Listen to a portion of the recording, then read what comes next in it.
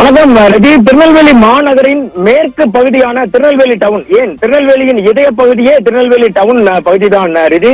இந்த பகுதியில் பல்வேறு நடவடிக்கைகள் போர்க்கால அடிப்படையில் மழை முன்னெச்சரிக்கை நடவடிக்கைகள் எடுக்கப்பட்டதாக தெரிவிக்கப்பட்டிருந்தாலும் களத்தின் நிலவரம் வேறாக இருக்கிறது ரஜி.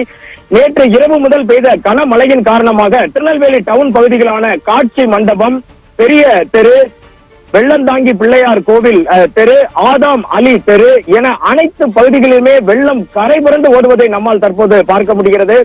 மாடிகளில் கல்லணை தெரு பகுதிகளில் மாடியில் தரைத்தளத்தில் இருந்து மாடி பகுதிக்கு சென்று பொதுமக்கள் தங்கள் உயிர்களை காப்பாற்றிக் கொண்டுள்ளனர் என்றே குறிப்பிட வேண்டும்.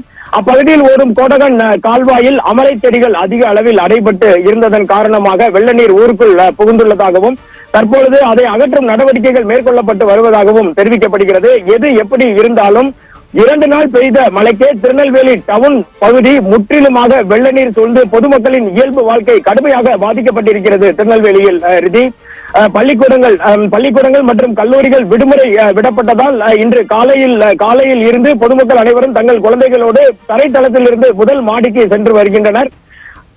இது தவிர திருநெல்வேலி மாநகராட்சி சார்பில் உடனடியாக நடவடிக்கைகள் மேற்கொள்ளப்பட்டு வெள்ள நீர் எப்பகுதியில் போக முடியாமல் தேங்கி நிற்கிறதோ அப்பகுதியில் ஜேசிபி இயந்திரங்களை வைத்து உடைத்து அந்த வெள்ள நீரை மாற்று வழியில் அனுப்பும் நடவடிக்கைகள் ஈடுபட்டு வருகின்றனர்.